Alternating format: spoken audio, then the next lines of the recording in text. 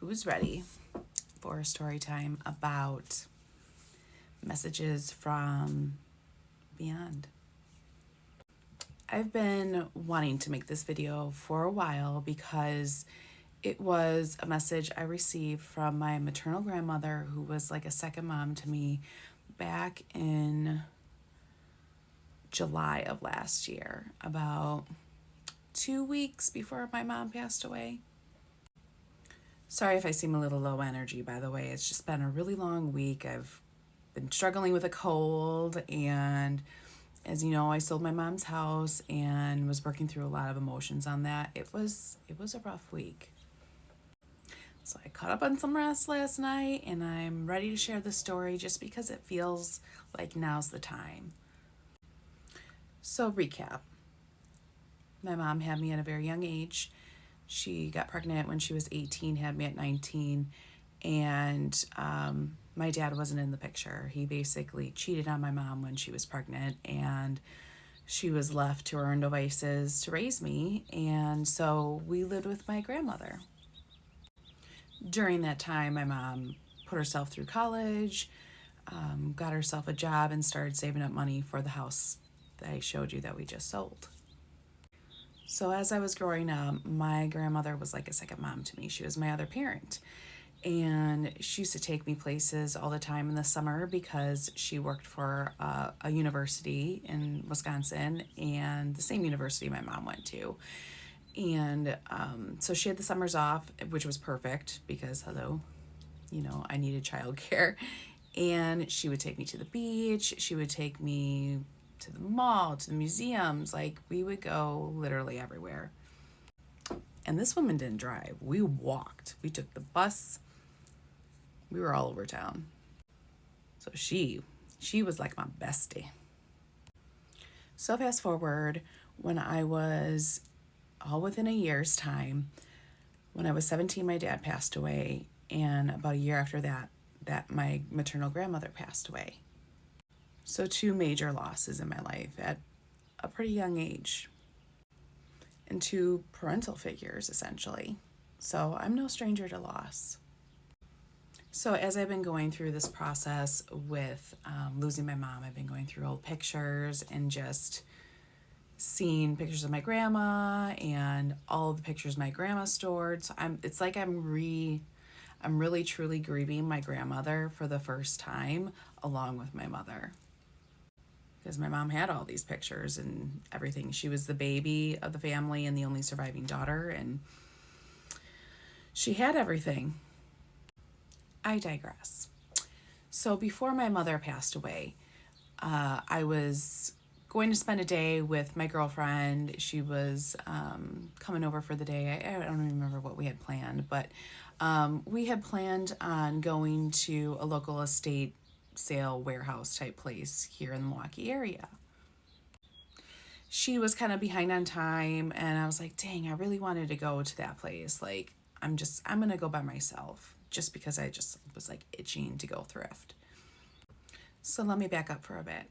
So while I was struggling with trying to understand the balance of managing my mother's health and really not managing her health, because I had taken a step back because she was completely ignoring her health this went on for over 10 years.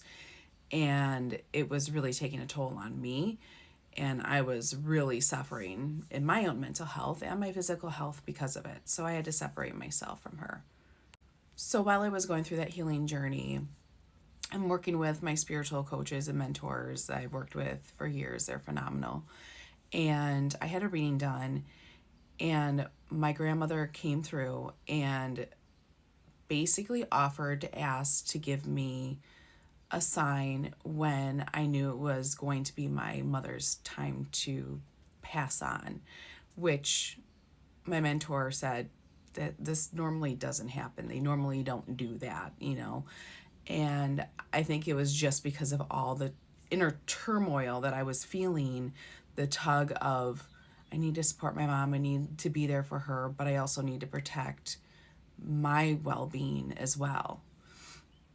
So that was always kind of in the back of my mind. That reading was probably 6 months prior to me going to this estate sale place. So fast forward, going to the estate sale place. Moseying around, looking at different trinkets and whatever. And I head over to the old, like the stack of where all the artwork is being held, right? Like paintings, pictures, that type of thing. Me and the bestie were also talking about doing like a craft that day. So that's kind of what I was looking for, was like, have you seen those paintings where people take like old paintings or pictures and then they kind of like make it into like a little scene of their own, like aliens or ghosts or something coming in on like the countryside. So I was kind of like looking for that. And I saw this one frame and it was like really thick and made out of good wood. And I was like, oh, that's a really cool frame. Like, I'm totally snagging that just for the frame itself. And that was before I even saw the picture. And picture, I mean painting, because it's a hand painted oil painting by a local artist. So I get to it and I'm like, oh my gosh, this is beautiful. I'm gonna get this. And at first I was like, oh, this would be really cute for my friend, because she had just bought a house maybe a month or two before then. And I'm like, I'm gonna grab this in case she wants it. And I'm like looking at this, I'm like, wait a second. I'm looking at the painting, I'm like, I'm getting vibes of my grandmother. And I'm just like, no, I think I need to keep this for myself. So here's the painting. Now, as I told you, me and my grandma used to go to the beach regularly, like in the summer months and even non-summer months. We lived within 1 mile, so walking distance, of Lake Michigan. Also, my grandmother was from Northern Ireland and lived in a coastal town about a 20-minute drive west of Belfast. So she loved the ocean, or the sea as they call it. And so when her and her husband, my grandparents, bought this house within 1 mile of Lake Michigan, it just reminded her of home, and she was constantly there taking her kids to the lake. And me, I was the grandbaby that lived with her, kind of like her last child. Plus the woman in this painting, I'll put it up again, you can see she's got a scarf tied around her hair like a little bonnet, and her pants rolled up, and she's collecting. She's got like a little scarf of like feathers and shells and whatever that she's just picking up along the way. And there's a lighthouse in the background, and my mother loved lighthouses, so that was another sign. And it's along a cliffside full of green grass, so it just really resonated with me. It reminded me of my grandmother because she was from that time. And that it kind of reminds me of Ireland. It's the cliffside by the sea, and it's beautiful. So I decided to keep the painting for myself. Okay, I drive home and I asked my husband to go get it from the back of my vehicle because it's a large painting. It is. And so he went to go get it. He brought it inside and set it down in our living room. He sets it down with the painting facing the wall, so the back of the painting is facing outward. You're going to want to stick around for this. Go to part 2.